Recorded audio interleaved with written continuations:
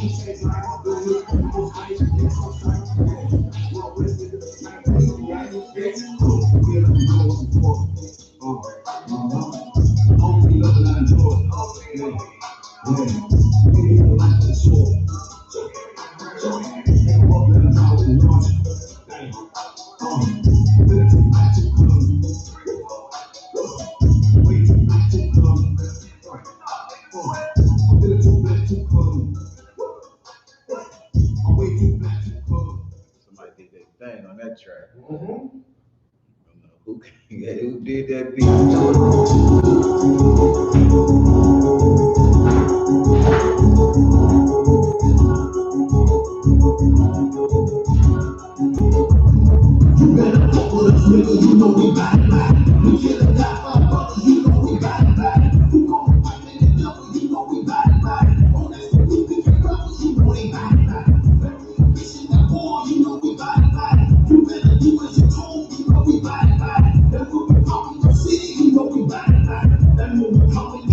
We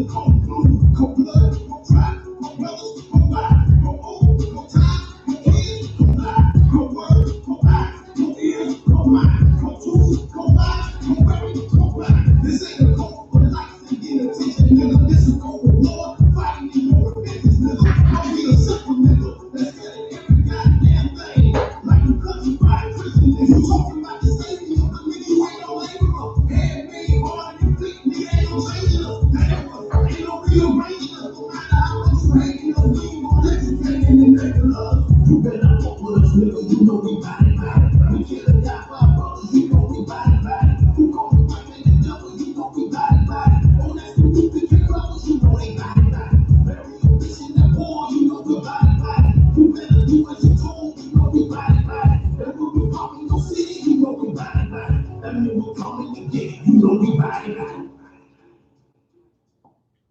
man. We're sign Christ. Shalom, Israel.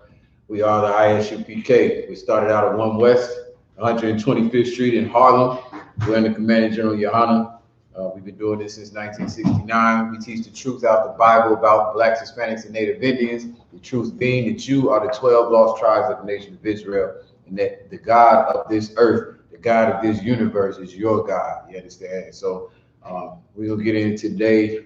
Today is the scripture breakdown class. So any questions you may have on the Bible, on what we teach, on the school, what have you, that's what today is for. So any questions in the room, I'll take that. Any questions online, y'all know the deal, y'all know the drill. If you're new in the class, if you're new online, just type the questions in as detailed as possible so that we can understand, and that's it. All right, so I'll wait for y'all to get y'all questions together. I should play another song, man. Oh, we're feeling it. All right. A lot of things going on, man. I know y'all don't understand everything that's going on in the world, man. There ought to be 1,000,001 questions. You know what I mean? Lord allowed this hurricane to hold off a little bit. I ain't listened to it in the probably the last 12, 15 hours or whatever. But it was coming straight for Florida for a minute, then it was headed for the Gulf out there. You know what I'm saying? A ton of things happening, man. Flooding out there in New York, flooding in Louisiana. Louisiana, hell, they couldn't have took no more of that, man. You understand? And, the Lord was merciful for now anyway. You know what I'm saying? That storm is sitting off the coast. Hopefully it died down for our brothers out there in Louisiana. But listen, man, this is just part of it. This is part of the Lord's, judgment coming on this place. You know what I mean? And it's a beautiful thing in our eyes. Like to us, it's what we look for. You understand? Like we look for these storms. We look for the destruction and the demise of this place. So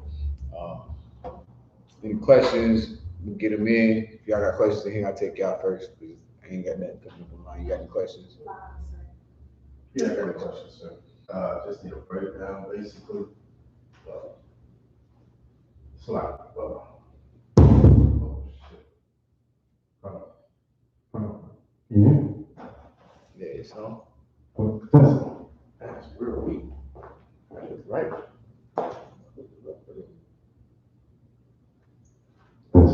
Test. Why does it sound like that? It sounds muffled. Let's read loud. It'd be too loud. Sound got enough. Might be, is the battery dead? Might be dying. Maybe they're done. Check this out. You can run it. All right. I need Probably the battery. Yeah, there you go. Yeah, too tight. It's something. Yeah, come on. All right. Slack, sir, I need a breakdown for 1 Samuel chapter 18 and verse 26. And basically, Samuel's getting the news, not Samuel, I'm sorry, sir. David is getting the news that he can marry Saul's daughter. And basically it's saying his days were not expired, but it doesn't say anything about him dying or nothing. Okay, that's not jogging my memory at all. You said you said it says his days are not expired. That's what your question is, or you just want a break? Yeah, that's basically, I need to know what that means. Just seems to come out the blue. Where are you at? 1 Samuel chapter 18 and verse 26.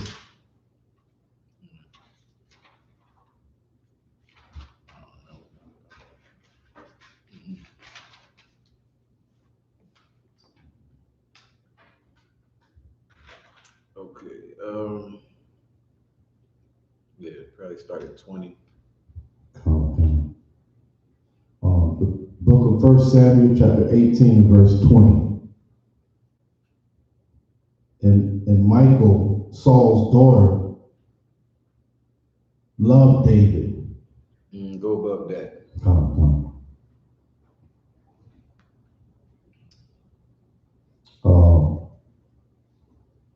back to the part. Correct. 1 Samuel chapter 18 and verse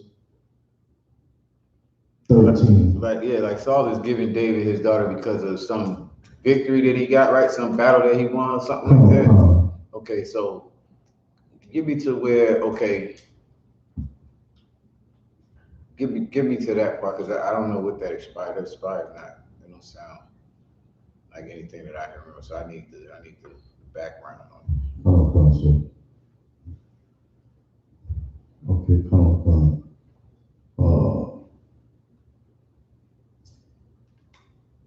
1 Samuel chapter 18 and verse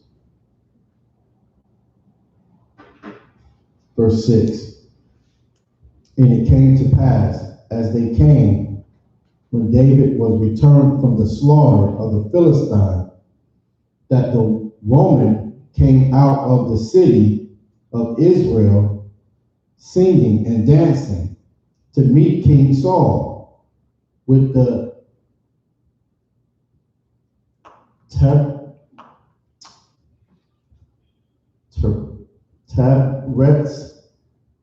tabrets with joy and with instruments of music.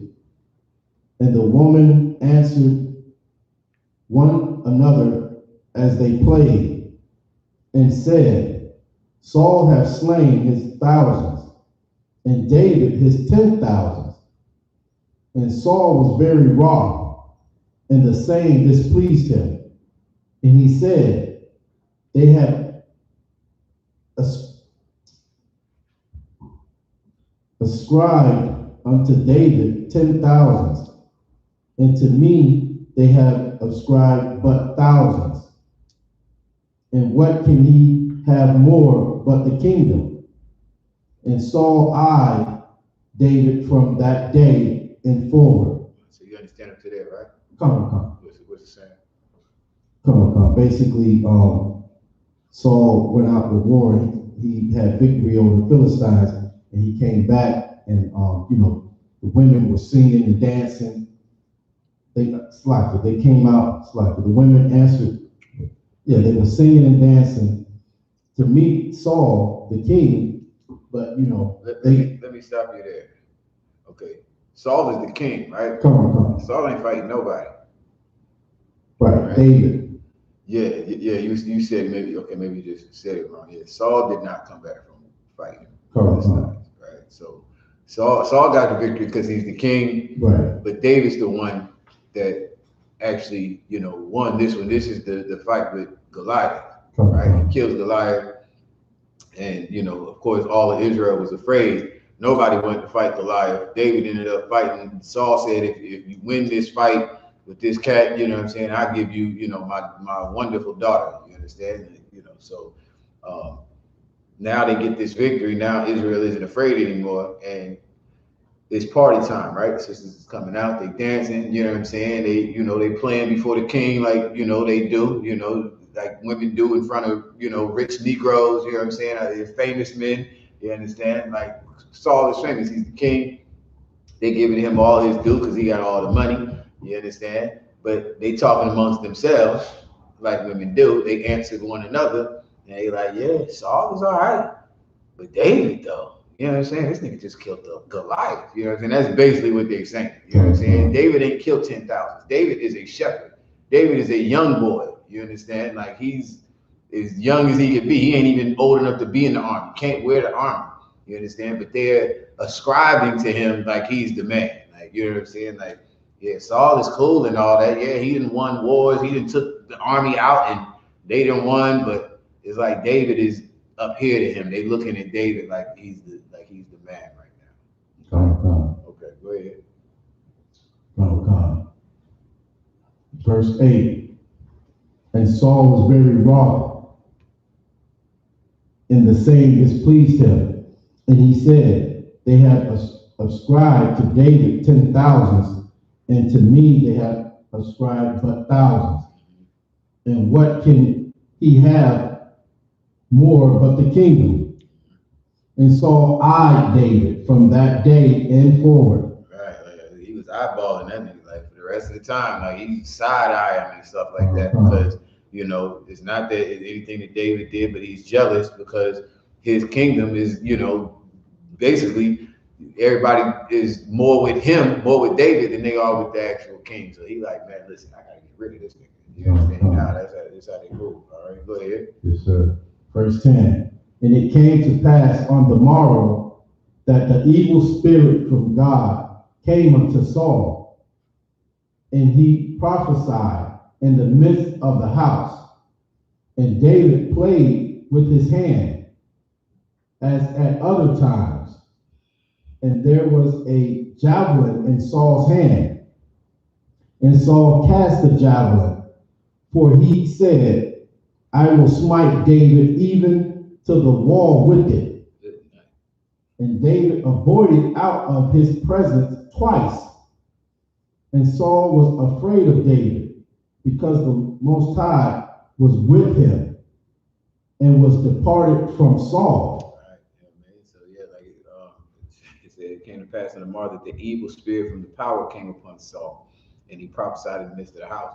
Right, so Saul, you know, now he's got to deal with this demon. You understand? Like he's got to deal with this evil spirit. You know, like because of his jealousy for his brother. You understand? Like David didn't do anything wrong. David did exactly what Saul wanted him to do. You know, he came and played for Saul. You know what I'm saying? David was his musician and all of that. You know what I'm saying? So it's not that his brother did anything wrong. You know what I'm saying? The scripture that's coming to mind is you can't, you know, he that calls, who says Rakah or Rakah to his brother, calls his brother a fool for no reason. You know what I'm saying? He's in danger of the judgment. You understand? And that's what Saul is. Like that spirit comes on all of us, right? Like jealousy is a mug. You know what I mean? Like if you feel some type of way about a brother or sister, or you know what I'm saying, you need to go to them. You know what I mean? So that you are able to fight this demon, man, without this happening to you, right? Like now the Lord is not going to be with you. You know what I'm saying? Because you're not handling it the way you should. That's a natural thing. The scripture says the Most High is a jealous power. You understand? Saul is just jealous. You know what I mean? But without cause, you know what I'm saying? Or without good, you know what I'm saying? Without handling it the right way. You know what I mean? So now he's got the spirit on him and he wants to kill his brother and tries to do it a couple times. You know what I'm saying? But the Lord is with David. David escapes it. You know what I'm saying? He lives, and now Saul is seeing like, dang, you know what I'm saying? I'm the king. I got the most power in the world, and I can't touch this big brother. You know what I'm saying? Go ahead. Verse 13. Therefore Saul removed him from him and made him his captain over 1,000. And he went out and came in before the people. Slide, sir. That part right there, I didn't understand that part either. He went out and came in before the people. Okay, so just meaning like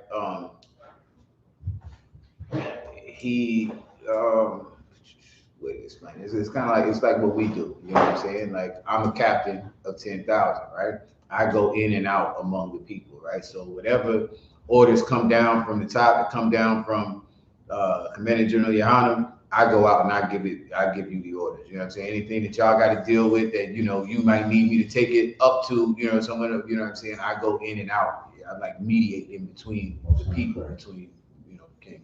Go on. Verse 14. And David behaved himself wisely in all his ways, and the Most High was with him. Wherefore, when Saul saw that he behaved himself very wisely, he was afraid of him. But all of Israel and Judah loved David. Right, and this is why another, you know, I know it says that all of Israel loved David, but here's the thing, like Saul put him in that position so that he could mess up. You know what I'm saying? Like, you know, that's what comes with responsibility. It's what comes with authority, with rank, or what have you. You understand? It's a ton more possibilities to mess up. You know what I'm saying? That's really what it is. And David carried himself wisely. He carried himself the way he was supposed to. He didn't fall. You know what I'm saying? Paul didn't have, you know, a situation where he could put him to death. You know, like, you know, so he's seeing it now, and now his plan is backfiring, Right now, the people are loving David even more. It's bad enough they were singing the song about the thousands and the 10,000s, and now David is going out and they seeing, you know, like this brother, how he carries himself. He's wise. He deals right with everyone. You know what I'm saying? Everybody's loving him. So now Paul is even more afraid because if he tries to do something, it's possible the people might turn against him. You know what I'm saying? If you try to do something against David. All right, keep going. Verse 17. And Saul said to David, behold, my elder daughter, Merab, her will I give thee to wife. Only be thou valiant for me in a fight, and fight the Most High's battles. For Saul said, let not mine hand be upon him. Where were you reading from? Verse 17, sir. And Saul said to David, behold, my elder daughter, Merab, her will I give thee to wife, only be thou valiant for me, and fight the Most High's battles. For Saul said, let not mine hand be upon him, but let the hand of the Philistine. Okay, so you understand that, right? Yeah, he's thinking, I'm not going to do it. I'm going to let my enemies kill him. Mm-hmm. So he's telling David, like, yo, I'll give you my daughter if you become my champion. You become the cat that goes out here, you know what I'm saying, and is valiant. Like, you know what I'm saying? Somebody give me what valiant is in the dictionary. You understand? Like, if you go out here and you're valiant for me, then you know what? I'll give you my daughter and bonus, you know what I'm saying? Like, nigga, the Philistines will kill you. You know what I'm saying? Like, the Philistines will end up killing you. I don't have to touch you because I see the Lord is with you. You know what I'm saying? So I'm not going to do any more damage to myself. It's bad enough the Lord ain't with me anymore. You know what I mean? So now I'm going to just let the Philistines win-win situation. All right? Who got value?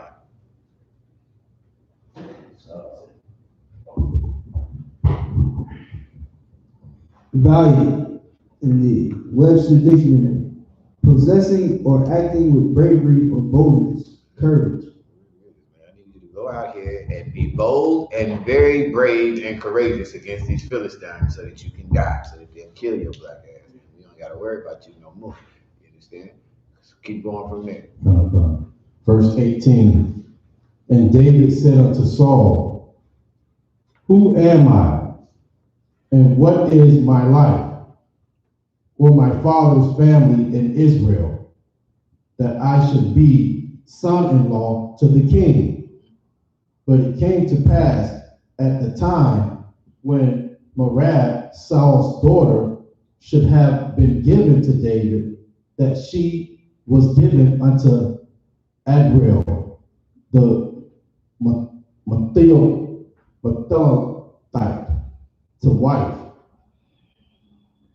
And Michal, Saul's daughter, loved David. And they told Saul, and the thing pleased him. And Saul said, I will give him her, that she may be a snare to him, and that the hand of the Philistines may be against him. Wherefore Saul said to David, thou shalt this day be my son-in-law, and the one of the twine. And Saul commanded his servants, saying, commune with David secretly, and say, behold, the king hath delight in thee, and all his servants love thee. Now therefore be the king's son-in-law. And Saul's servant spake those words in the ear of David. And David said, seemeth it to you a light thing to be a king's son-in-law, seeing that I am a poor man, and lightly esteemed? A servant of Saul told him, saying, on this manner spake David. Right, like I think like David. I think David got, he got a good gist. I mean, this nigga that tried to kill him twice, at least twice. You know what I'm saying? David moved out the way with the javelin coming straight at his face. You know what I mean? So he kind of I think he kind of knows what Saul is doing. You know what I'm saying? It don't say this, but it's kind of like David is like, man, I'm not even worthy. You know what I'm saying? Because he knows this is some type of setup. You know what I mean? He knows Saul was trying to get him. You know, so that's kind of what it is. He's being very wise about it. Like he's telling the servants, like, man, who am I? I think it's a light. You think that's something to shake a stick at? You know what I'm saying? To be the king's son? I mean, I'm not worthy. Who is my people? You know what I mean? Like I'm not worthy to be the king's son. I'm not worthy to marry his wonderful, beautiful, excellent, daughter who was raised in the courts of the palace and this and that and the third. Like, nah, man. You know what I'm saying? I'm just a shepherd. You know what I'm saying? I like to fight. That's just me. You know what I mean? That's all you do. You know what I'm saying? Be very wise so that Saul can with no bull crap. All right, keep going. Verse 24. And the servants of Saul told him, saying, on this manner spake David. And Saul said, thus shall ye say to David, the king desired not any dowry, but 100 foreskins of the Philistines. Good night. See, Saul is wise, boy. He know David like to fight, man. You know what I'm saying? Like, he don't even want a dowry, David. I know you can't afford the king's daughter. You understand? Who knows what that dowry would be? You know what I mean? He don't even want you to pay. All he wants is for you to do what you love. You want to kill some more Philistines. You killed the biggest and the baddest. All he wants is what? How many? 100, sir. 100 foreskin. Good night. So, It's a little much. I don't want to. Yeah, pause. You know what I'm saying? I would have done it for me right there. I can't bring no heads and nothing there. I got to bring foreskins. Yeah. Straight. You ain't That'd have been the red flag. That'd have been a light bulb right there. Like, no, see, Saul, you on that bull crap. Nobody on that. Go ahead. Go on, sir. And Saul said, thus shall ye say to David, the king desired not any dowry, but 100 foreskins of the Philistines, to be avenged of the king's enemies. But Saul thought to make David fall by the hand of the Philistines. And when his servants told David these words, it pleased David well to be the king's son-in-law. I told you, man. He found David's weakness, man. I get to kill. Y'all know the story. I don't know if y'all ever read that where David didn't get to build the temple of the Most High. You know why? Because his hands was too bloody. David loved to kill niggas. He just liked to fight. That's just the type of nigga he was. You know, he was a for sure Judite. You know what I mean? He would be Tyrone today. You know what I'm saying? He would be Pookie or somebody with a record for killing a whole mess of Negro. You know what I'm saying? Well, David got caught up in this one. Like that now, all I gotta do is I get this beautiful girl, and all I gotta do is kill these disgusting piss drinking Africans, you know what I'm saying? Say less. I'm in there, you know what I'm saying? I'm sign me up, you know what I mean? So now David's all on board, you know what I mean? Saul, knew what his weakness was and got him to, get down, right? So he's with going and kill a bunch of Africans. Okay, keep going. And when his servants told David these words, it pleased David well to be the king's son-in-law. And the days were not expired. That's the part right there, sir. And the days were not expired. Okay, but it's just like your milk, right? Like, keep going. Come on. Verse 27. Wherefore David arose and went, he and his men, and slew of the Philistines 200 men. And David brought their foreskins, and they gave them in full tale to the king, that he might be the king's son-in-law. And Saul gave him Michal, his daughter, to wife.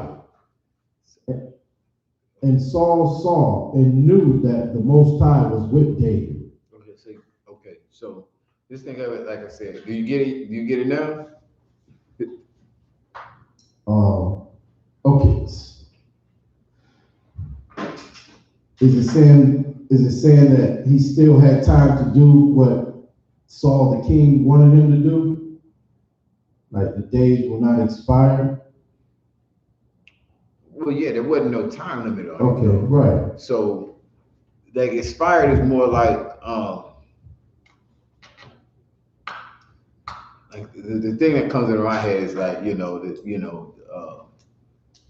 the something that niggas do, before I could blink, you know what I'm saying? Before, you know what I'm saying, before the sunset, before this, that, and third. Like, basically, Saul proposed him this offer, and before they could say less, he's in there, he's doing it. He went and got not 100 but 200. You know what I'm saying? So like, it's more like before you knew it. That's like the days that it had not expired. You know what I'm saying? Like, like I said, milk comes to my mind. You know what I'm saying? Every time you turn around, the milk ain't no good. You know what I'm saying? Before you know it, you know what I'm saying? Your milk is expired. You know what I'm saying? When the days had not expired, like before the milk was gone bad. You know what I'm saying? David came back to 200 foreskins, and you know what I'm saying? Double what Saul wanted. You know what I'm saying? And it's done and finished. Nigga, where's my wife? You know what I mean? It's nothing. No, I see it. And the days will not expire. They say he arose, him and his men, like right away, before you know it, they up and out. Wherefore David arose and went, he and his men. David brought their foreskins, 200 men, in full tale to the king, that he might be the king's son-in-law. And Saul gave him Michal, his daughter, to wife. And Saul knew that the Most High was with David, and that Michal, Saul's daughter, loved him. And Saul was yet the more afraid of David, and Saul became David's enemy continually. Then the princes of the Philistines went forth, and it came to pass after they went forth that David behaved himself more wisely than all the servants of Saul, so that his name was much set by. So, you know what I'm saying? Like, this whole thing is just, Saul's plots to try and get David, and David, being wise. And then, like you said, when you got to the expired part, it was just like, there's no, I put it off, and then you give me something that I like, you give me something that I want, no problem, nigga. I'm in there, it's done, before you could even, I brought back double, you know what I'm saying, before the days expired. It's not, there's no time limit on anything. Right. Is this one on up? Yes, sir. So in verse 19, it says that she was given unto Adriel. So did that ever happen, or was that something that Saul was planning, like, to be spiteful? Okay, no, do you know this is the other daughter? This is a different daughter. This is Merab. Merab was the first one that Saul actually promised to David. But before David could marry her, she ended up getting with somebody else. He gave her to somebody else. So then there was another daughter that he had that actually wanted David herself. And so that's the one that David ended up marrying.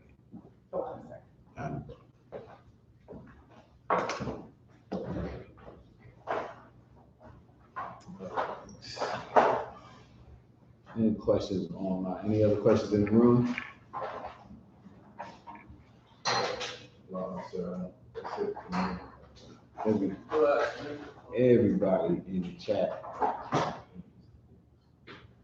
knows the Bible backwards and forward. Let's have a Christ. Shalom, everybody. Nobody got questions, huh? All right, in this thing. Y'all get a good quick night messing with me. I already told y'all. Get a good quick night. I'll let y'all get on up out of here. No questions, man. Shoot. In fact, I turn the TV on. Any questions? Y'all got questions? No questions. So none online.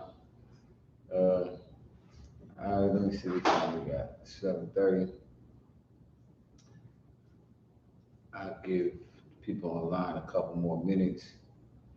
Let's see what else. In the meantime, I did want to see if I can find it.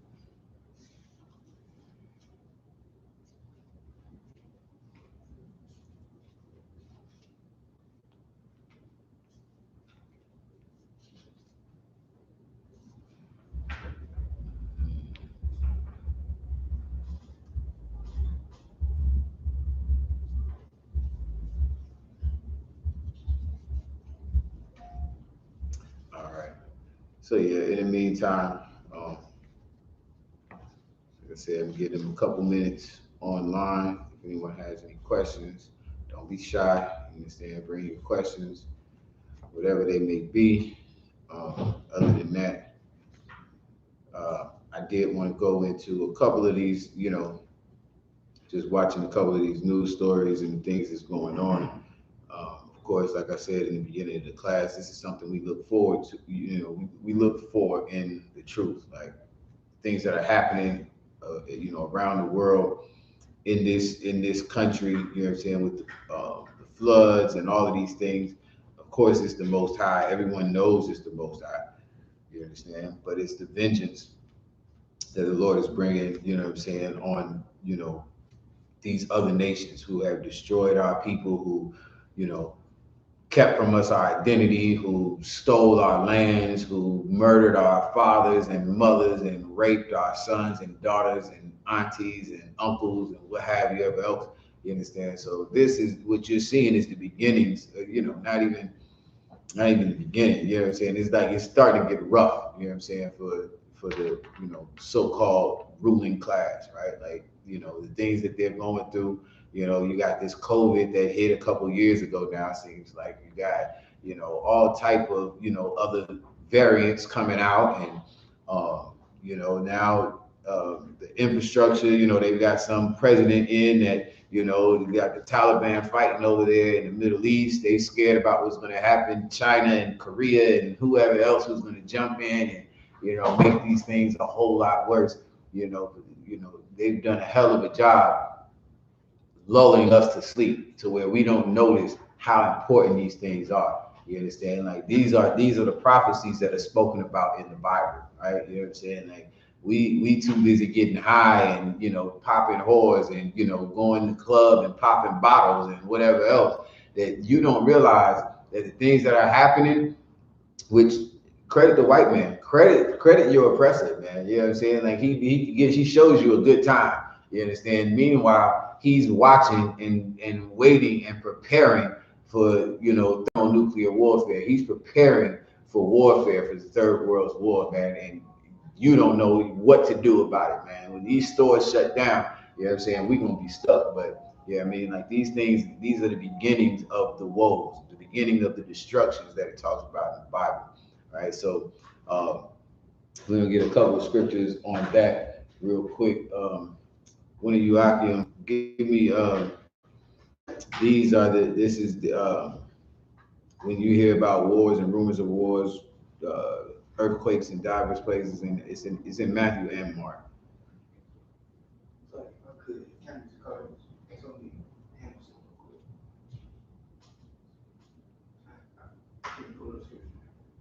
I didn't say you did. I appreciate it.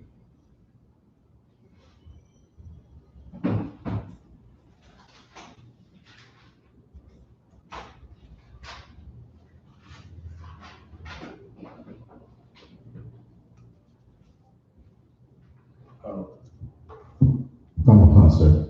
Book of Matthew, chapter 24 and verse 6. I'll start at verse 4, sir. And Yahushua answered and said unto them, take heed that no man deceive you, for many shall come in my name, saying, I am Christ, and shall deceive many. Like I said, man, he's done a hell of a job, pulling the wool over our eyes, man, lulling us to sleep, man, deceiving us. Like, you believe in white Jesus and, kumbaya, my Lord, and all that. You understand? Meanwhile, this whole place is going to hell. You know what I'm saying? It's going to complete dust. You know what I'm saying? Like, don't believe what they're telling you. You know what I'm saying? Don't get so caught up in all this other stuff that's worth nothing, man. That's why we in this class. That's why we teach these classes all throughout the week, every week. You understand? Because our people need to wake the hell up. You know what I'm saying? Like, we are all asleep. We're all too damn high. We're all too far gone to realize what's really important, right?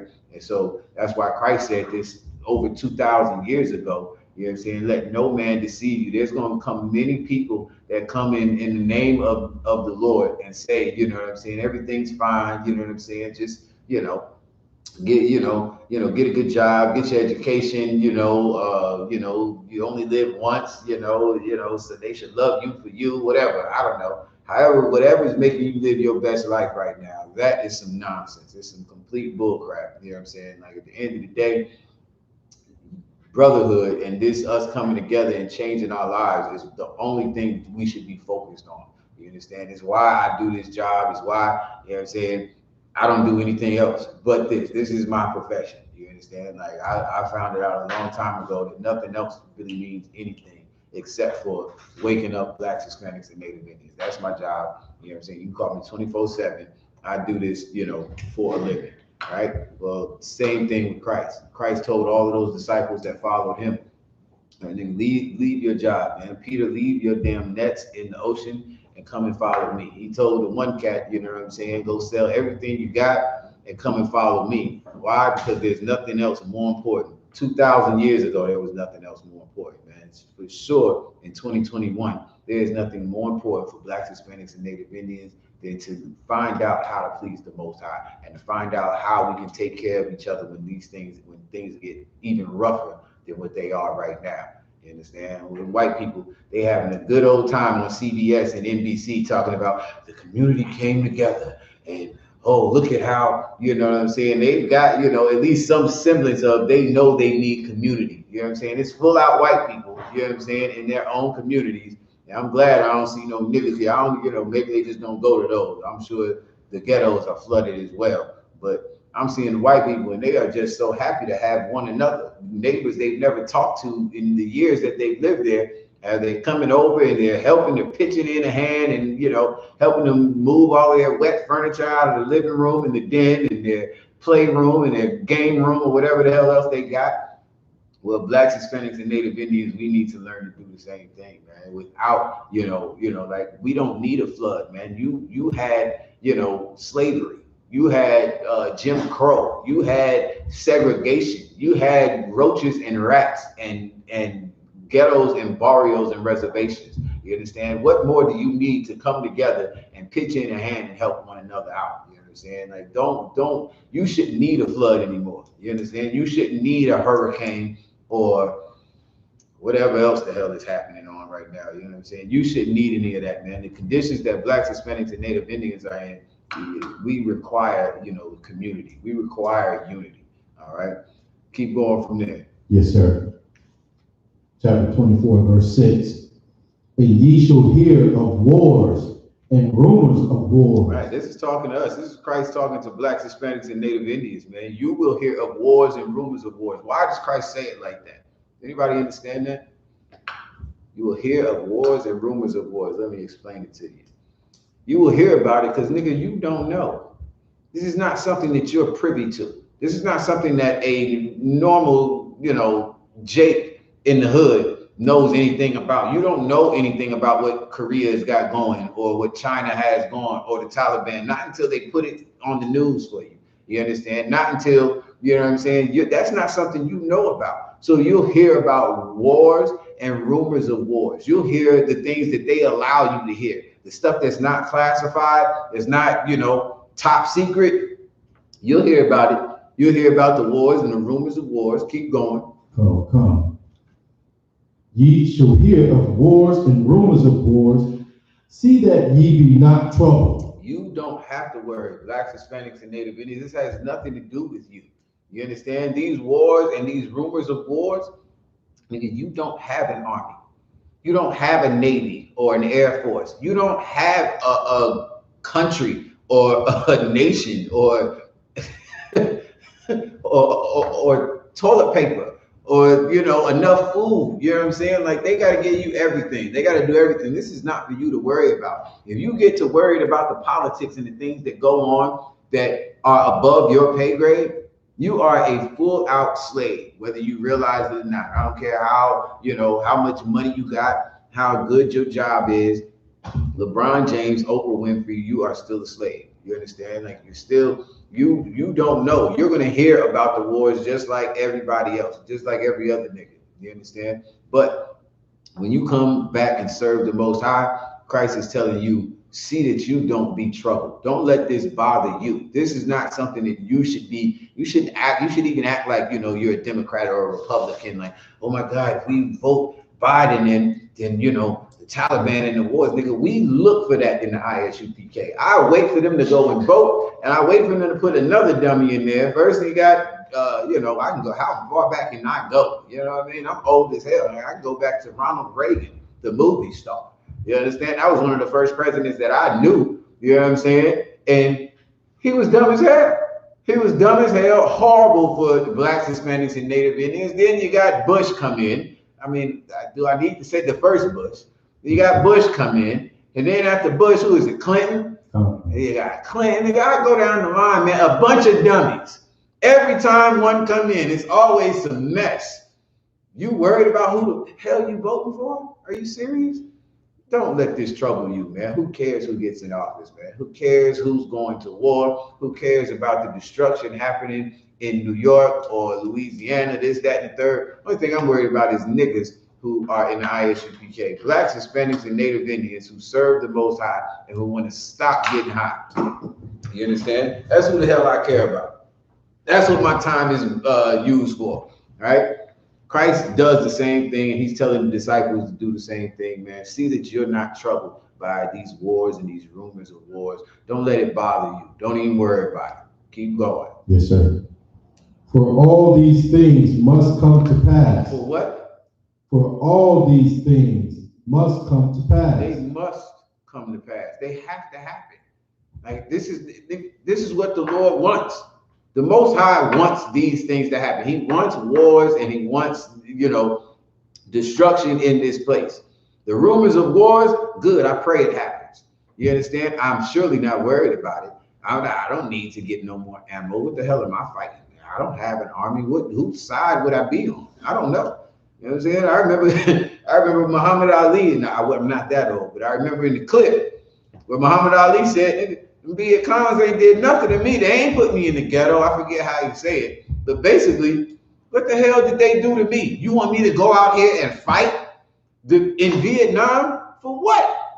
What the hell did they do to me? And no, I'm not fighting for Vietnam. You know what I'm saying? When I should be. Because y'all the ones that did this. I'm not fighting for them either because y'all probably going to demolish them. I'm not doing that. You know what I'm saying? I'm not worried about it. I'm not troubled about it. Y'all go fight. Y'all join up. You get in the draft. I ain't got nothing to do with it. You understand? But these things must happen. Why? Because it is the vengeance of the Most High on this place. You understand? These things have to happen. You're in the position where you don't know. You ain't got to even worry about it. It's like a child.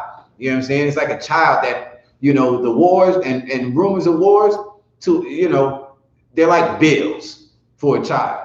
You understand? Like, you ain't got to worry about it. I know you heard about all these bills and rumors of bills. Don't even worry about it. Don't even be troubled. It's not even a thing. You know what I'm saying? There's nothing you have to even worry about. Did you worry your pretty little head? You go to sleep. You hear me? That's what you do. Niggas, go to sleep.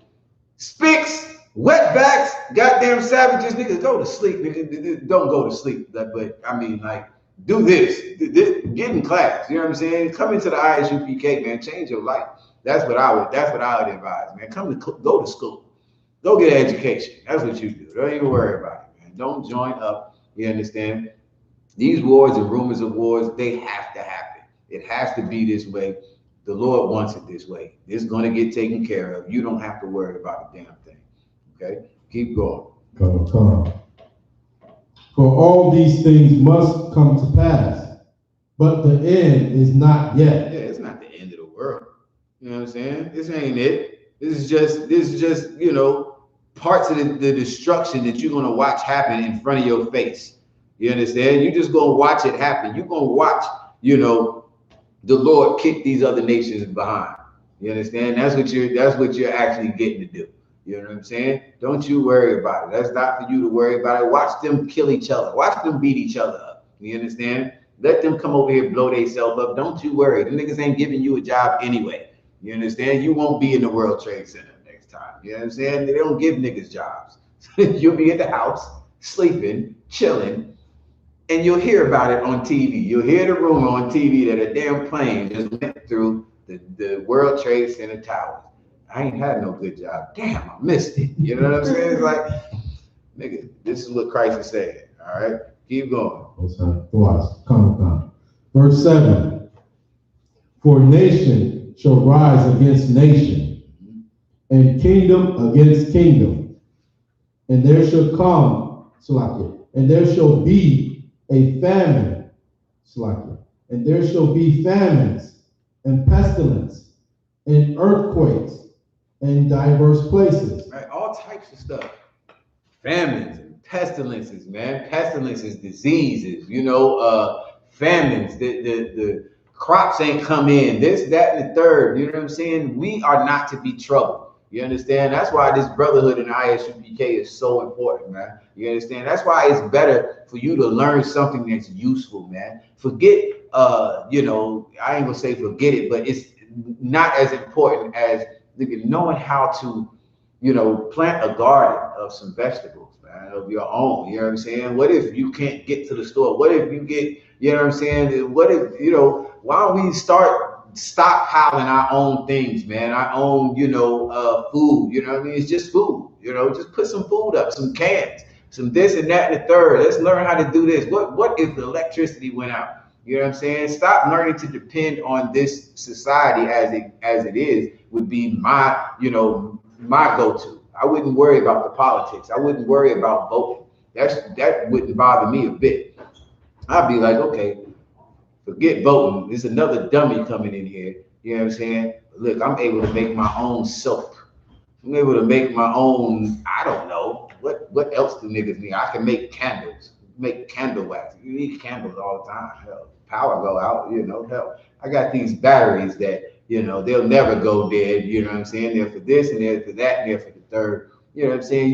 You're on something else. You know what I'm saying? Meaning that you think how to sustain yourself without having to depend on your oppressor all the damn time. You know what I'm saying? Like, we depend on each other. I want to be able to come to one of my sisters, one of my brothers, and be like, yo, I don't know how to do this. Y'all know how to do this? Yeah, we know how to do that. Yo, we don't know how to do this. You know how to do that? Yeah, I know how to do that.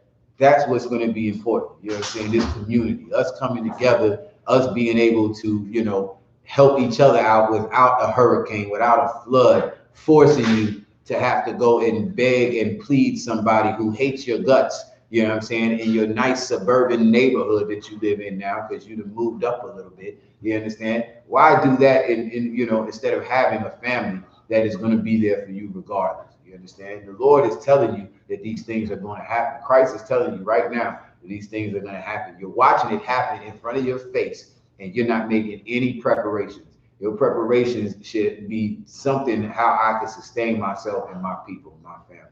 You understand?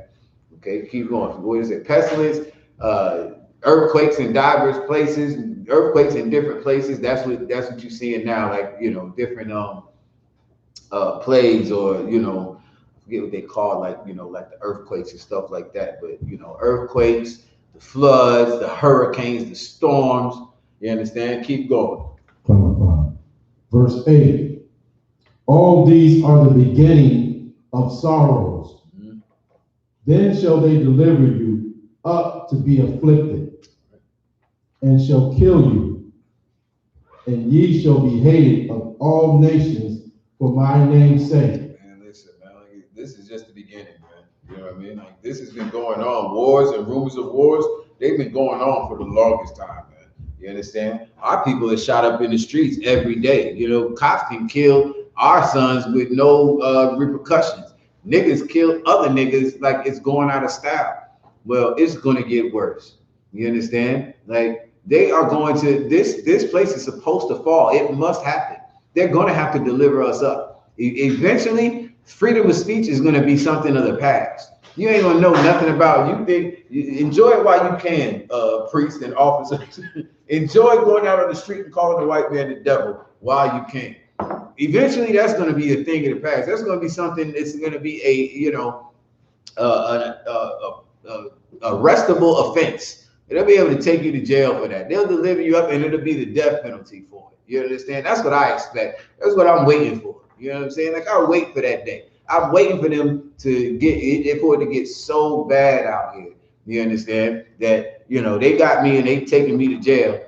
And, you know, the way I look at it, my ideal way of looking at it is that, you know, Yahushua cracks the sky on the way for me to go get put to death. You know what I'm saying? Like, ha ha, nigga. It's my way. That's how I look at it. You know what I'm saying? Yeah, I mean, yeah, you should have just came with this quicker. You thought about it when you first, but it's like, that's how I look at it, dog. You know what I'm saying? Like, I'm waiting. All of these things that's happening, all of these floods, I'm like, that's just, you know, it's just the beginning. It ain't bad enough. Niggas is still asleep. They're still high as they can be. They still just having a good old time. They still hating me for loving them. You understand? Like, black people hate us because we love them so damn much. You know what I'm saying? It's got to get worse so that it can get better. You understand? That's what Christ is saying. All these things must happen. You know what I mean? These are the beginnings. You know what I mean? They're going to deliver you up to be judged. That's coming next, to be killed. Go ahead. Come. Then shall they deliver you up to be afflicted, and shall kill you, and ye shall be hated of all nations for my name's sake. And then shall many be offended, and shall betray one another, and shall hate one another. And many false prophets shall arise, and shall deceive many, because iniquity shall abound. There it is, man. You know what I'm saying? You're looking at it happening in front of your face. You understand? Like, some of those things are happening. Some of them are yet to happen. That's how we know we're at the end. You understand? A lot of those things, the wars, rumors of wars, pestilence, earthquake, diverse places. Many have risen up because iniquity is abounding. You understand? Like, you're allowed to be a homosexual in America. You're allowed to get high in America. You understand? You're allowed to, what else? You know, molest children. You're allowed to do that. You know what I'm saying? Like, the priests get off scot-free. What else can you do in America that goes against the Most High? What else can you do? You can eat whatever you want to do. You can worship whatever God you want to worship in America, because iniquity abounds, not just in America, but that's where I live. You understand? Because iniquity abounds, right? We are being, you know what I'm saying? Like, listen, we are going to be ready in the I.S.U.P.K. Like, this is not a thing for us. This is not something that we worry about. This is the thing that we look forward to.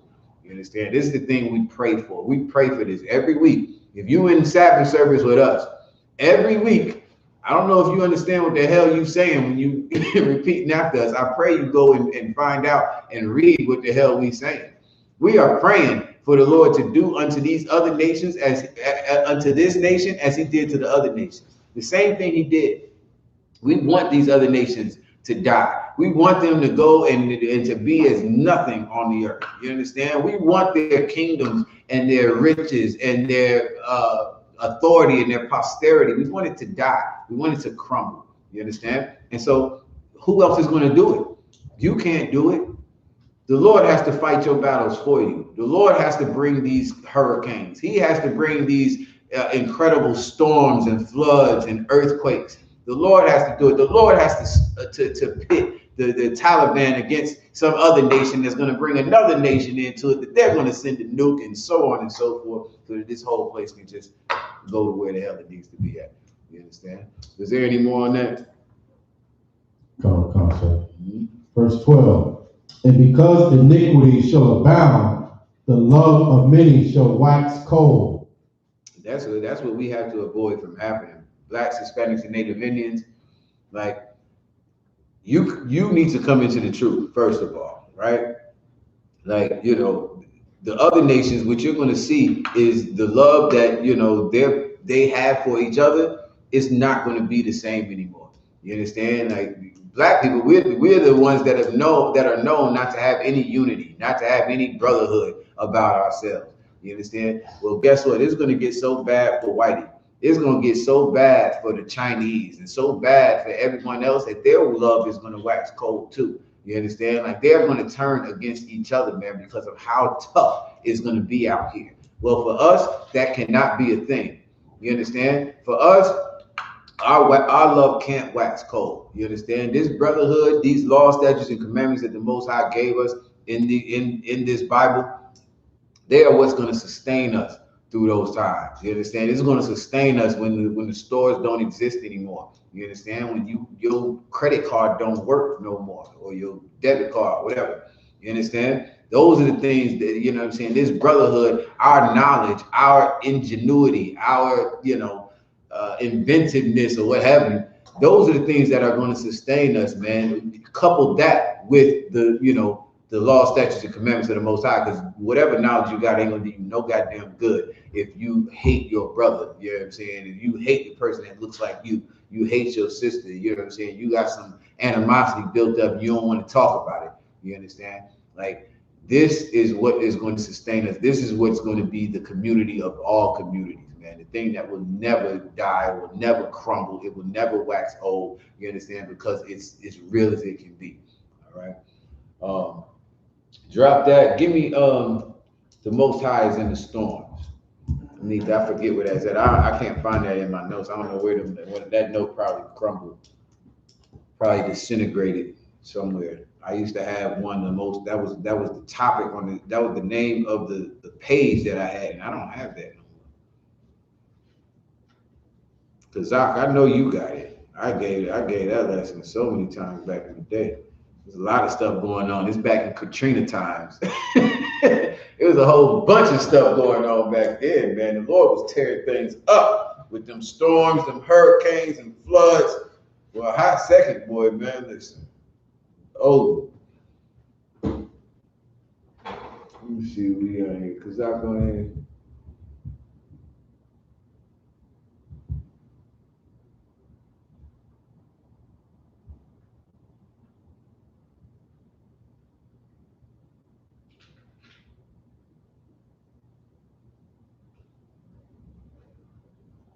Y'all don't know what I'm talking about? I believe it's like in Chronicles or something like that. Nahum, yeah, that sounds right. Go ahead.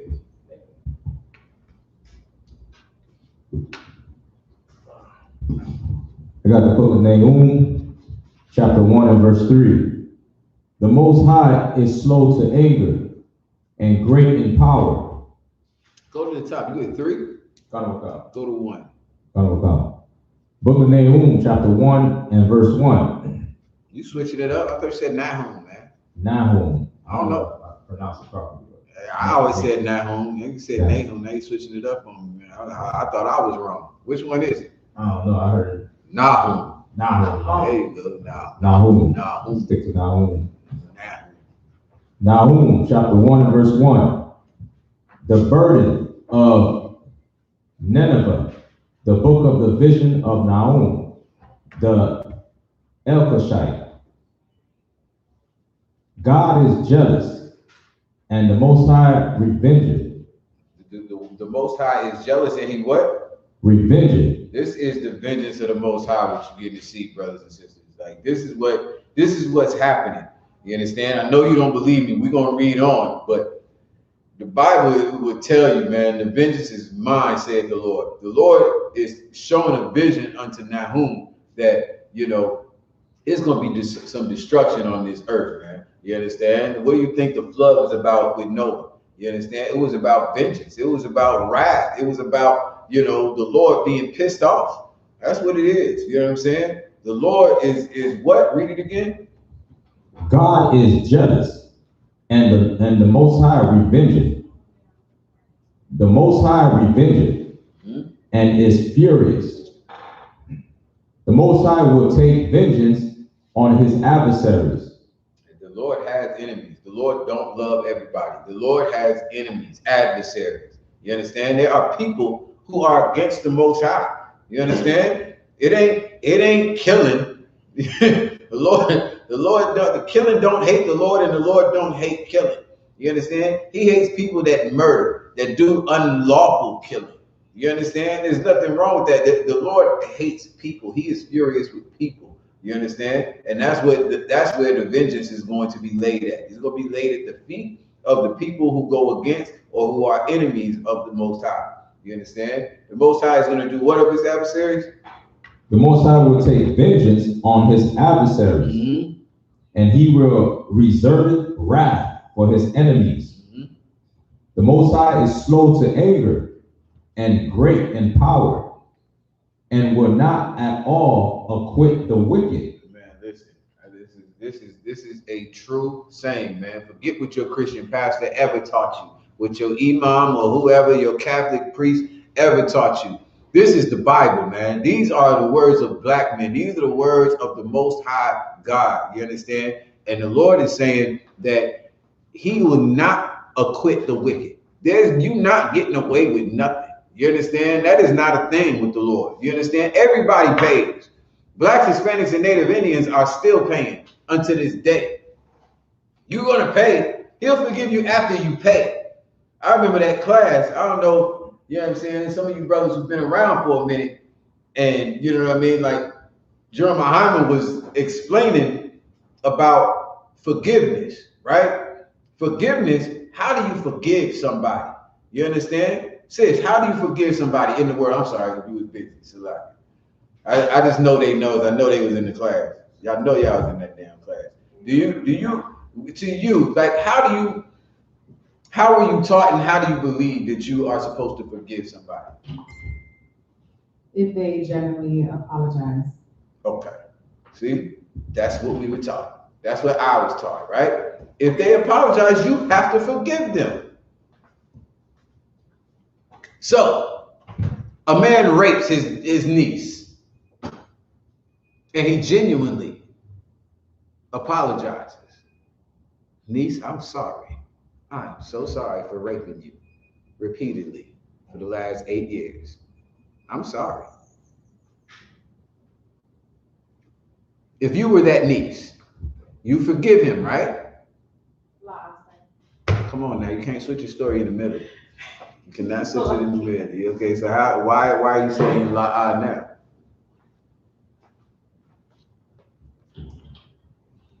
So although I was taught to forgive. Say, damn that. Damn what I was taught. I don't go for that. I was just saying that's what I was taught. Go ahead. I usually, I decided if that was something that I wanted to do, depending on the offense. So some offenses you forgive and some you just don't. Constant. Okay. That also is wrong, right? Forgiveness, somebody, hold where you at. Nashak, give me Matthew chapter 6. Okay. Forgiveness is something you have to do. You do have to do it. But we're going to get to how you do it, because like how you said, we were taught that if they genuinely are sorry, if they apologize and they're genuine when they apologize, I mean, how the hell do you know? How do you know? If somebody says sorry, does that mean he's never going to rape you again? Hell no, that's not what that means. It surely don't. You know what I'm saying? My uncle molested me for 10 years. Now I have kids. You think I'm gonna let them go around? Uncle molest a lot? Never. That just came to me. But never. They would never go around him. You understand? My wife had a uncle, you know what I'm saying? And I still think he still do it, because he's one of the nasty ones. Like, I would never, my kids were never allowed to go around that nigga. Not never, oh, he's okay. Now, no, the hell he's not. He teaches at school with this, that, and third. I don't give a damn. He probably molesting the kids at school. I don't play, man. You understand? Because I'm about to spoil it, but there is a reason and there is a time to forgive everybody, even Uncle, nasty. You know what I'm saying? Like you can forgive him too. But there's something that has to happen first. So let's get about forgiveness. Give me Matthew chapter 6, verse, I don't know what verse. After the prayer. Matthew chapter 6 and verse 14. For if ye forgive men their trespasses, your heavenly Father. Go one above that. Come. Matthew chapter 6 and verse 13. And lead us not into temptation, but deliver us from evil. For thine is the kingdom, and the power, in the glory, forever. Amen. This is the end of the Lord's Prayer. Everybody knows, right? Now, this is what Christ said after that. Keep going. Come. For if ye forgive men their trespasses, your heavenly Father will also forgive you. But if ye forgive not men their trespasses, neither will your Father forgive your trespasses. That's why you have to forgive. You have to. Because if you don't, then what? Neither will your Father forgive your trespasses. I can't be forgiven. The Lord won't forgive me. If I can't forgive my brother, my sister, for whatever the hell it is they did, then the Lord is not going to forgive me. Now, the brother read in the last scripture that the Lord does not acquit. Nobody gets away with nothing. You're gonna pay for it. You understand? I might make you pay a little less. You might get a discount on your sin. You understand what I'm saying? Like, you might pay a little less, but nigga, you're going to pay. You're going to pay something. It's not for free. You're not getting off for nothing. I'm not acquitting you, right? So you have to forgive, but how do I forgive somebody who did something so horrible, so heinous? How do you forgive them? Anybody?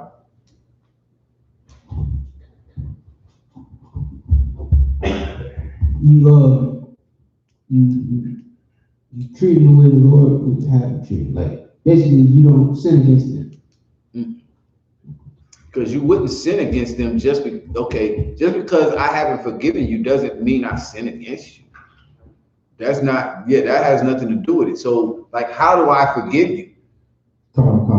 Like, me not taking my kids over Uncle Molester Lot's house is not me hating him or treating him wrong. I'm still loving him, so I ain't gotta kill his dumb ass. Because if you touch my kids, nigga, death follows.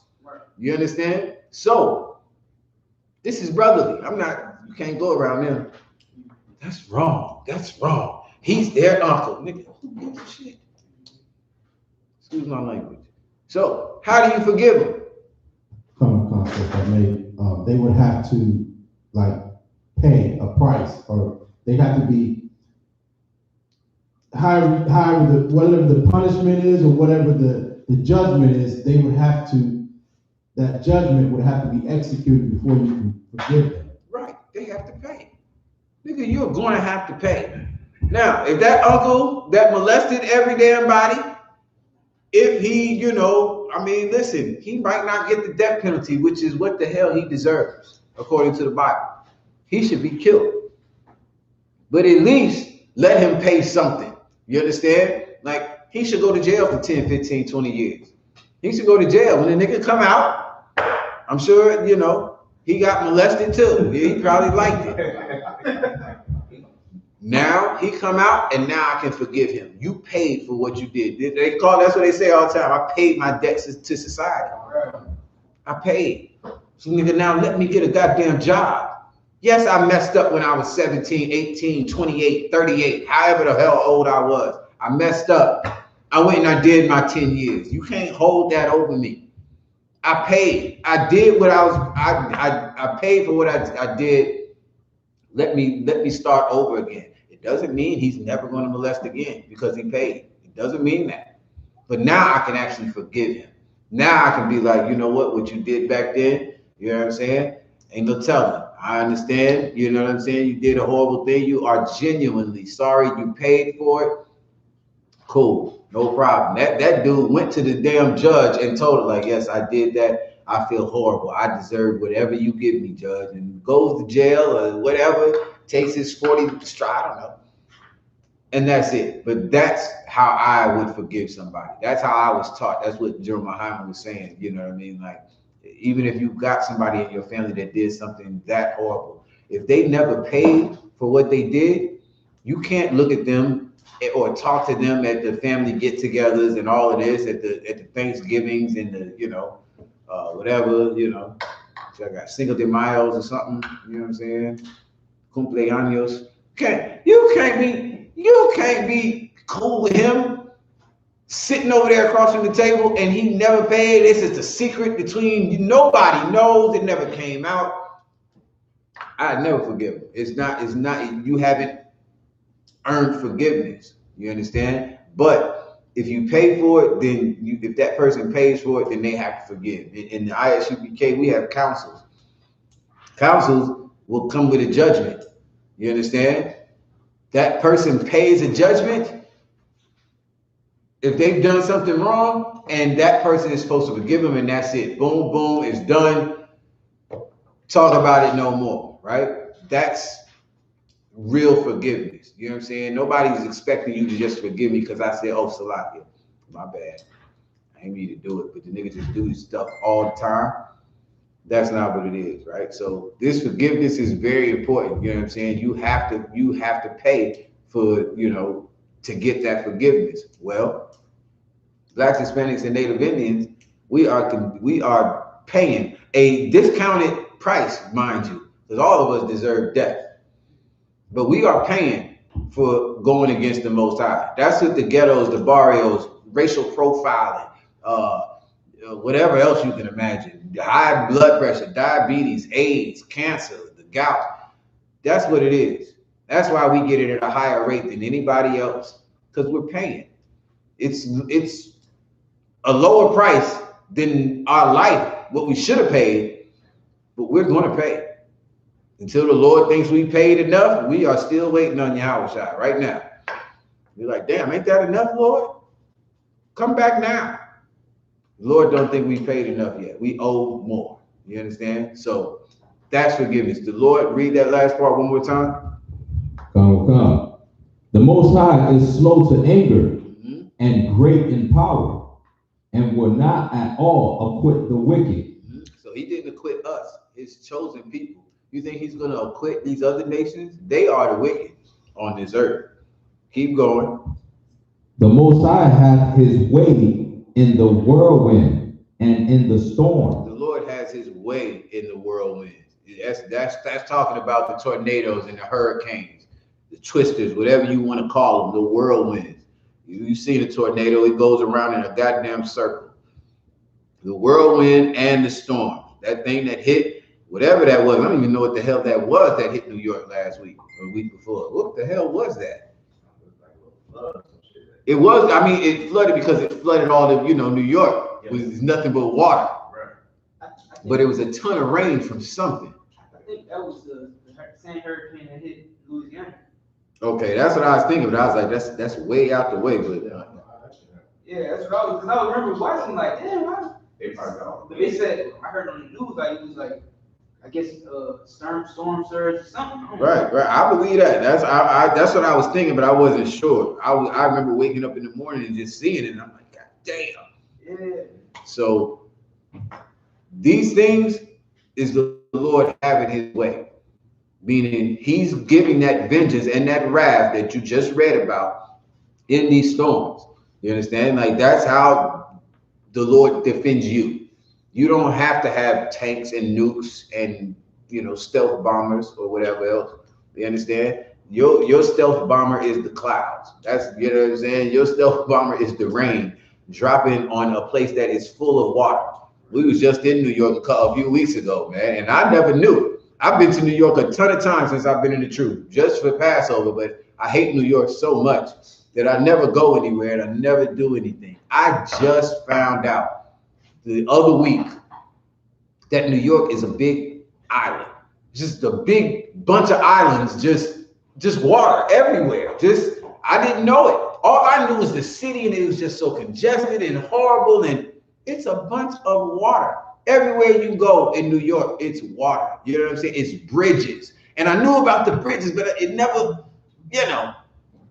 guess you had to live there. Anyway, New York, New Jersey, all of that. Flooded to all be damned.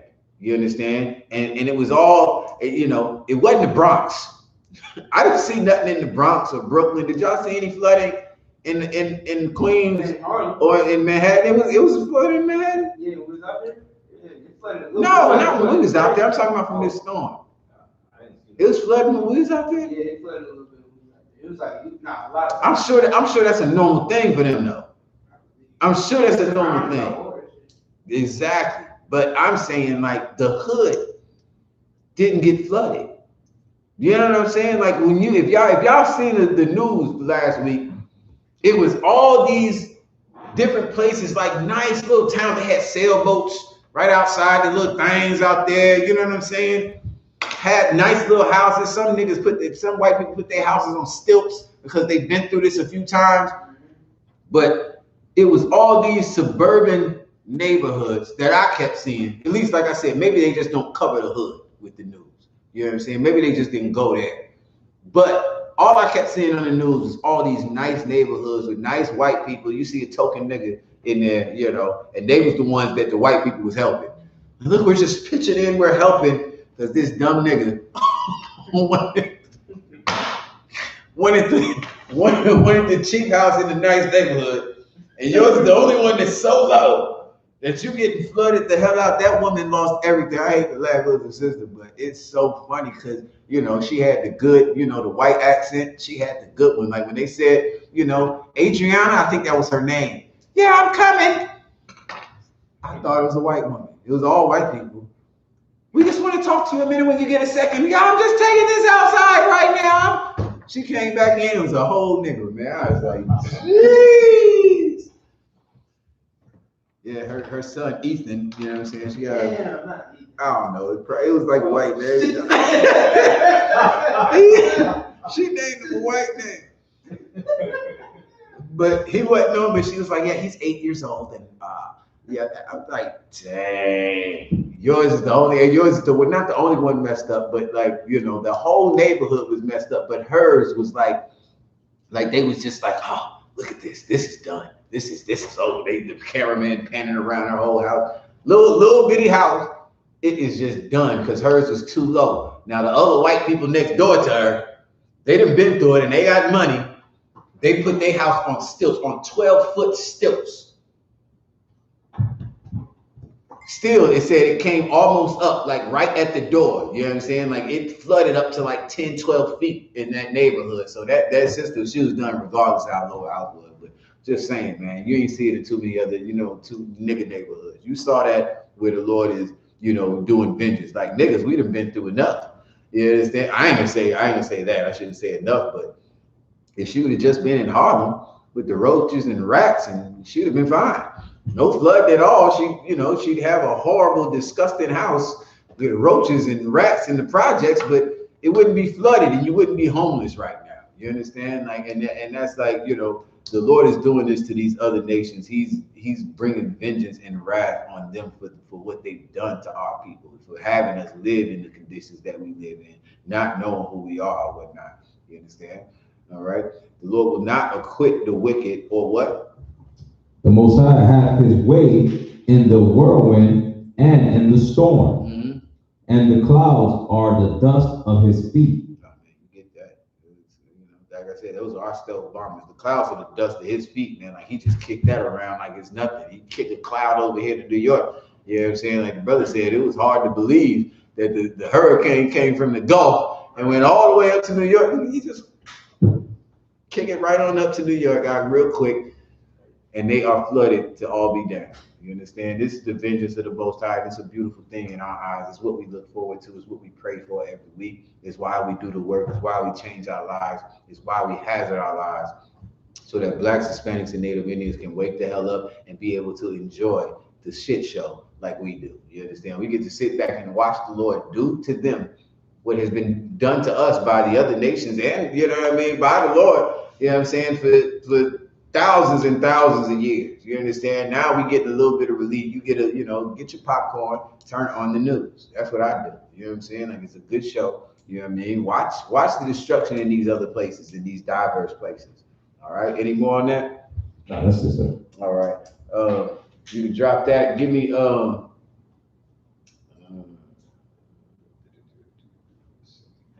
right. There's another one I wanted on the storms. Let me see.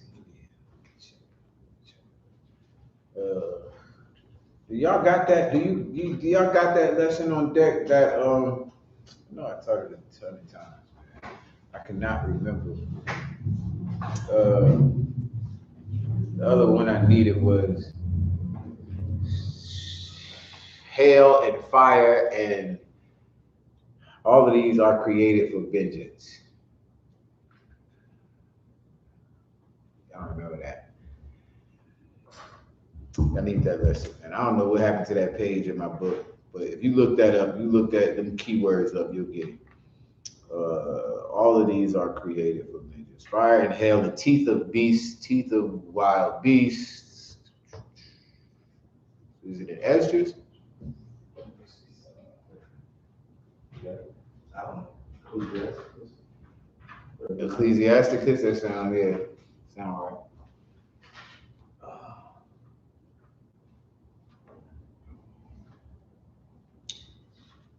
Poison of asps. Yeah, all of that's just coming into my head. All of that's in there.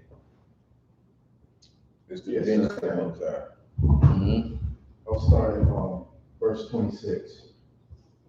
Ecclesiasticus chapter 39 and verse 26.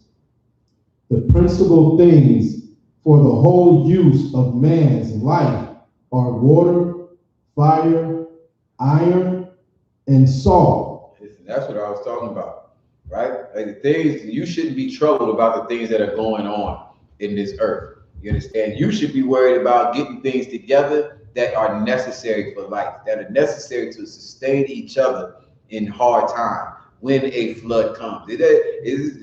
Understand? Listen, we're still paying. Don't think that a flood can't hit your crib. You understand? You ought to have canoes and all of that, flashlights, candles, all of that ready. You understand? And not be worried about it. You understand? Like the whole point is this, that you have, if you change your life and you come into the I.S.U.P.K, you come into the truth, you got brothers and sisters who will be able to help you and lend a hand and pitch in, and community come together, as opposed to being on your own and worrying about FEMA coming through with the check. I remember that Boondocks episode. That was my favorite. When they come through with check, that was the shit. Niggas never got that check. Here's the point. We don't need no damn check, man. You understand? Commander General Yahanna is doing, all of the work of, 1,000 men out here, in raising this school, you know what I'm saying, and teaching and counseling and protecting and,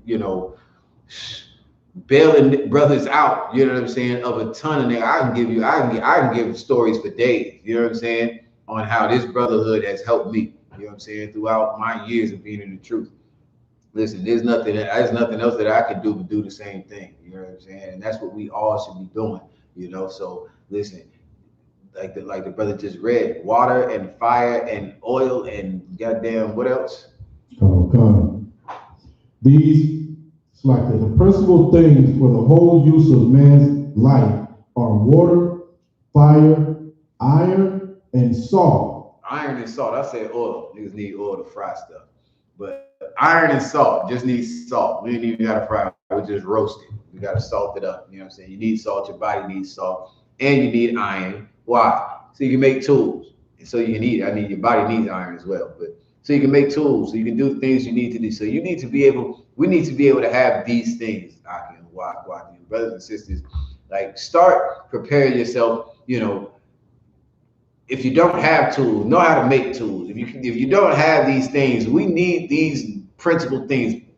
Be worried about that. Be worried about water and fire. How can you make a nigga make a fire?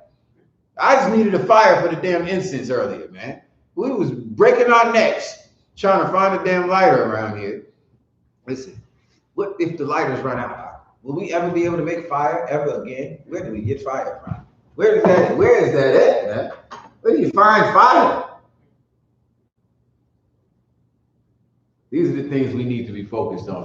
The first brother come to me and tell me he know how to make a fire, brother. I don't know, I'm doing something, man. I'm just taking the brother out, you know what I'm saying, paying a cable bill or something. I don't know.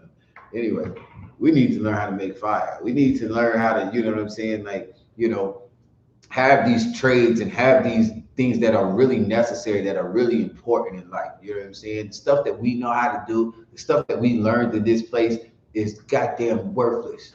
You understand? The brother is an electrician. It's a wonderful thing. But if electricity runs out, we need that knowledge for something else. Can we make something else? Can we make electricity out of something else out? Start working on that. Let's get some regular electricity. We don't need the grid. Get some stuff rocking. You understand? Like the stuff that we know, the stuff that we on, you know what I'm saying, is not, we don't think that far because we so sleep, you know what I'm saying? And things in times like this, the Lord doing what he's doing in the earth right now is awake. It should be a wake-up call. It's you and the truth. It should be a wake-up call, man. You shouldn't sit back and just be like, oh, it's gonna go back to how it was as soon as we, you know, shovel all this water out of here. You understand? Like, it's only gonna get worse. This is the beginning of it, man. It's only gonna get worse. All right? Keep going. Yes, sir.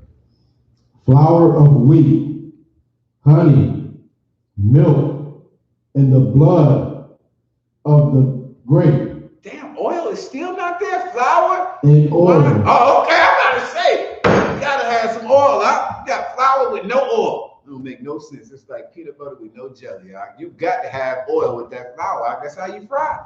So you need the oil and the flour. This is for frying chicken and lamb chops and fries and whatever else we fry. What they call that? Guava, not guava. What's the avocado? Yeah, no, them avocados, them fried avocados we had with the bomb. Oh no, them was barbecue. Yeah, them was grilled. Them was the bomb. Need them. We need flour and oil, and we need that grape, the blood of the grape. Definitely need that.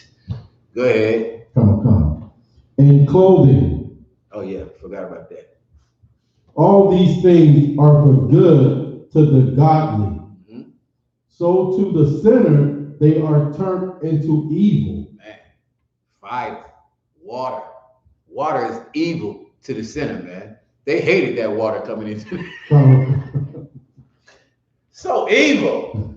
It's a wonderful thing. We need this for life, nigga. No, we don't need no water. But the fire, horrible to the sinner.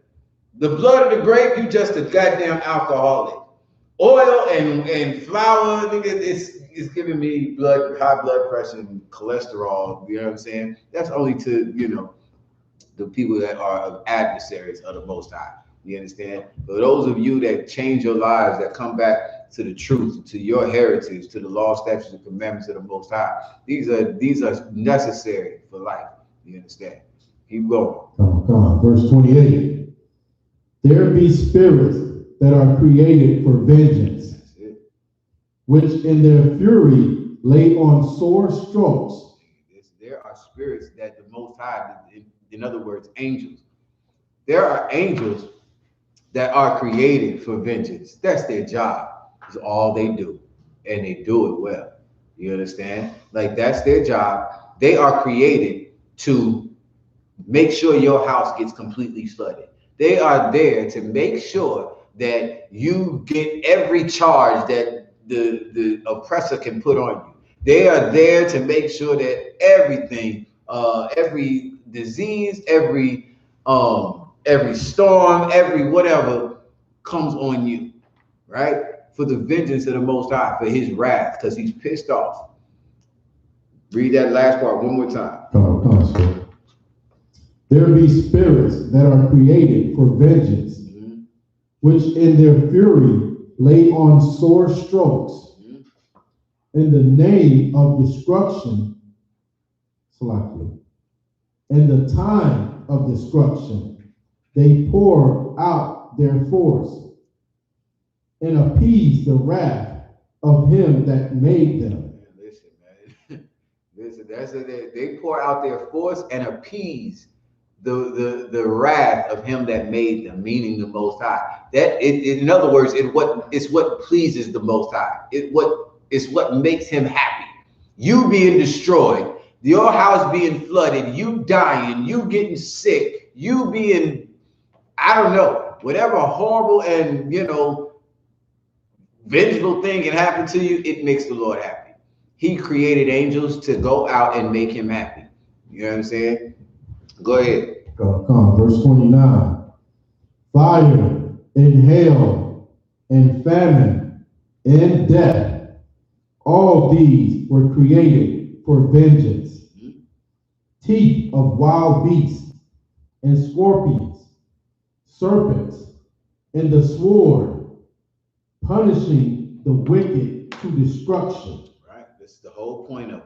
Every one of those things he just read. Read it again, nice and slow. All of these things that he just read, these are the things that the Lord gave these angels to be able to whoop your tail with. That's it. You understand? All of these things. You know what I mean? Like we read before this, before what he just read, the Lord has his way in the whirlwinds and the storms. He has his way. He uses them to revenge himself. You know what I'm saying? All of those that are adversaries that piss off the Lord, that's what the storms are for. The Lord don't need no damn nukes. He's got lightning. You understand? He got the sun. He's got oceans and water that comes out the damn sky. What the hell? What you gonna do about that? Move away from the ocean if you want to. Move away from New York. It just come for 40 days and 40 nights. How about that? Dumb. You understand? Read it again. Fire and hail and famine and death. Fire and hail and famine and death. Go ahead. All these were created for vengeance. Teeth of wild beasts. The teeth of wild beasts. You know what I mean? Listen, what's that? Crocodile Hunter? Ain't that the one that died? Yeah, Steve something. Irwin. Him. You know, that's what I always think of when I hear this. You know what I'm saying? I remember when that junk happened and I laughed my ass off. I had a good time laughing at him. Like it's about time. It's about time. Thank you. Damn. I couldn't wait for him. Like that's the Lord. I get to watch this nigga popcorn. That's what I'm saying. I keep telling y'all, when you're in the truth, you have a different sense of entertainment, I guess. You know what I mean? Like, y'all like Netflix, I like the news. You know what I'm saying? You watch Netflix, I'm gonna watch the news and I'm gonna have a good time watching what happens, these rumors of wars, all of this happening. I like that. Makes me happy. It appeases me. You understand? Makes me be able to go another day, a whole nother round. You understand? Teeth of wild beasts. What else? And scorpions, serpents, and the sword, punishing the wicked to destruction. The sword, of course, that's the wars. Wars of wars. You know what I'm saying? In my case, sword, of course, is gun and the bombs and the missiles or what have you. You understand? But the sword is, like alluding to that, wars, the things that are going on, that's their destruction, they're wicked. Some of our people, we kill each other with the sword, you understand? We go back and forth, man, because we're wicked as hell, because we refuse to change our lives, because we don't want to come into the truth. We don't want to stop doing whatever the hell it is we was doing. And so that sword is meant to destroy you. It's meant to appease, it's meant to make the Lord feel better. Because you just won't listen. You are one of the Lord's chosen people, and you won't hear what the priests and the prophets have to say. Well, listen, there's a good bullet waiting on you. There's a pestilence. There's a wild dog. I don't know. There's something, man. It's a flood. It's a hurricane. It's something waiting on your black ass because you don't want to hear the Lord. You understand? And that's just the what I mean. As blunt as I can make it. All right. Any more? Verse 31, they shall rejoice in his commandment, and they shall be ready upon earth. Who's going to rejoice? SKYPE, sir. Would that be the angels? God. They rejoicing just like I'm rejoicing. See the spirit? I love it. It's wonderful to me. Looks great. I love to see it happen. Well, the angels love it too. They rejoice in the Lord giving that commandment. Listen, I told y'all once before, maybe 3 or 4, 15 times before, about one of my family members who had a problem with the scripture that said, happy shall he be that taketh and dasheth their little ones against the stone. Dash their heads against the stone or something like that. It's like, you really think that that's what God wants? And this is, you would serve a God that's like that? Hell yeah, that sounds great to me. You kidding me? I can't wait to be able to take a little white. gets a stone, nigga. I'm gonna overdo it. I know the first time I'm gonna overdo it. You feel me? Like it only takes one.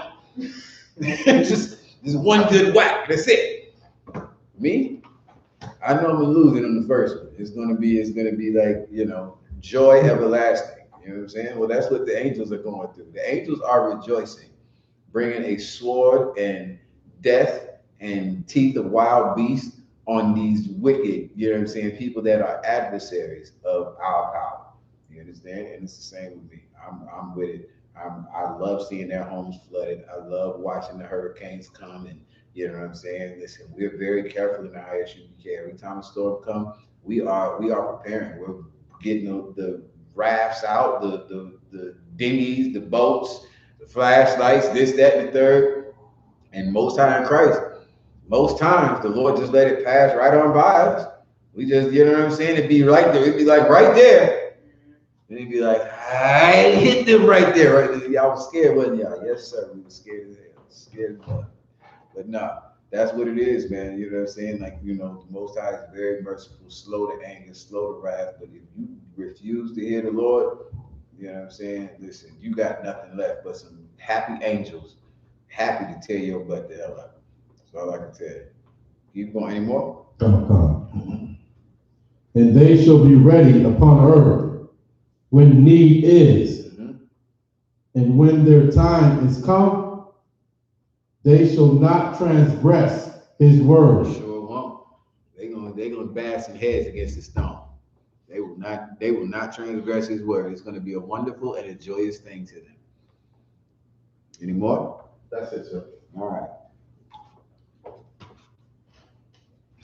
Let me see. I really don't remember this whole breakdown by heart. But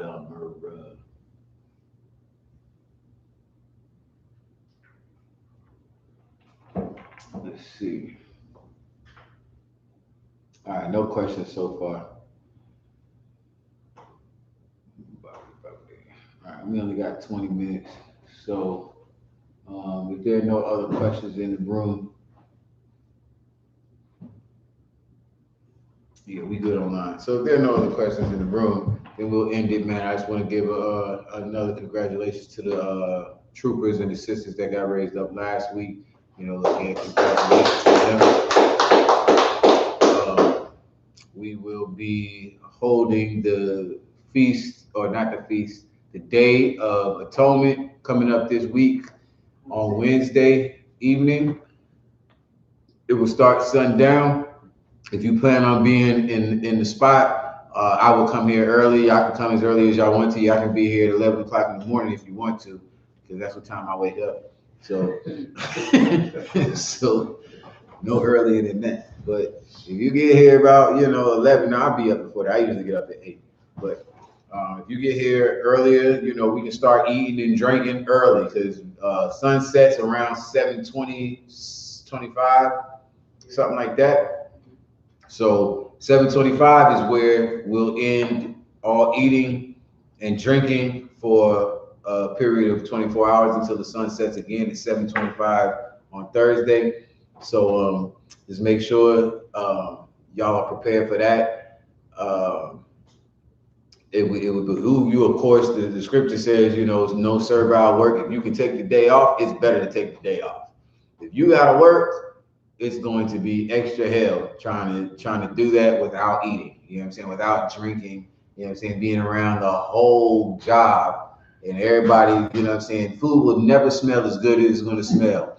I'm telling you, the same nasty food, you might have some Africans, some chinks working with you or something, and their food is going to smell delicious on that day. So I would not work if you can help it. But if you do got to work, listen, the Lord be with you. The only people, of course, that we will not say to keep this is a woman if she's pregnant. If you're pregnant, of course, go ahead and eat if you need to eat. Of course, the babies and any elderly, anybody with health conditions or whatever. If you got to take medication, you know what I mean, and you have to eat to take your medication, take your medication. You know what I'm saying? It's the spirit of it. So if If you want to use that as an excuse to eat all damn day, that's your business. I ain't gonna say nothing. You know what I'm saying? Eat when you need to eat, take your medication, and don't eat no more. You know what I'm saying? Don't drink no more. Take your drink to drink your medication or whatever, and that's it. But other than that, everyone else will be observing the Day of Atonement. We should have gone into that. We only got like 15 minutes left. Day of Atonement. We'll get some scriptures for that. We'll do it Wednesday. We'll get some extra scriptures for Wednesday. Go ahead and do it Wednesday. I'll let y'all get out of here early. I've kept y'all over one too many times, so this is your day off. You know what I'm saying? Next week, y'all come with some goddamn questions. You know what I'm saying? Or I'm gonna get y'all out of here at 7:20. You know what I mean? You know, y'all was like, well, shit. Not really. Sign Christ. All right, so with that, shalom, Yahweh Shem Yahweh Shabbat Thumb, Yahweh Shemal Thumb, Shem Yahweh Shah. One, sir. Sign Christ.